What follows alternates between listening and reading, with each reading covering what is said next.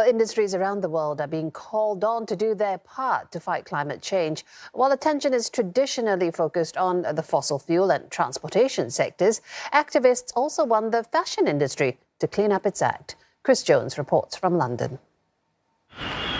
The fashion industry is the UK's largest creative industry, and competition on the high street and online is fierce.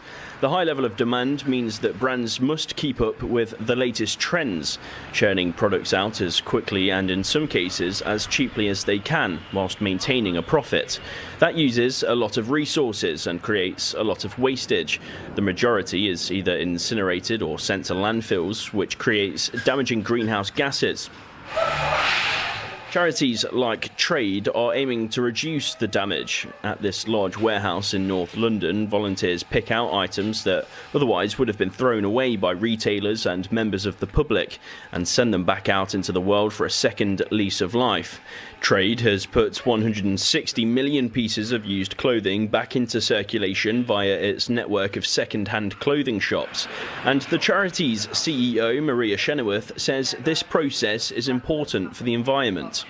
We buy 33 million items of new clothes and we throw into the rubbish 11 million items of clothing each week here in the UK.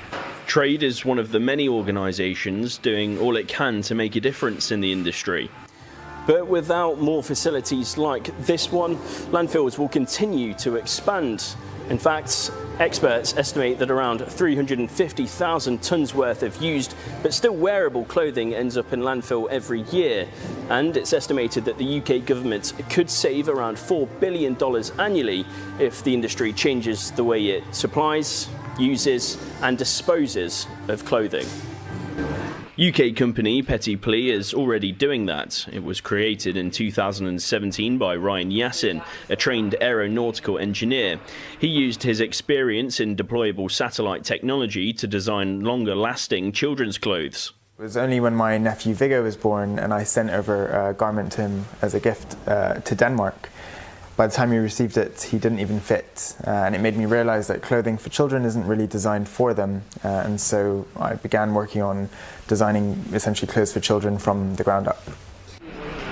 The garments created here by Ryan and his team are made using material designed to stretch as the wearer grows, meaning it lasts up to 7 years longer than any normal child's garment.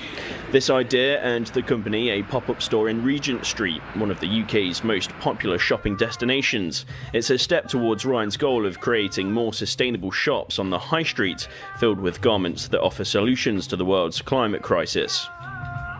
To be given that platform and also the opportunity to help reinvigorate and reinvent what the future of retail could be within London, which is, a leader in this worldwide, is a fantastic opportunity and one that we take with a lot of gravitas.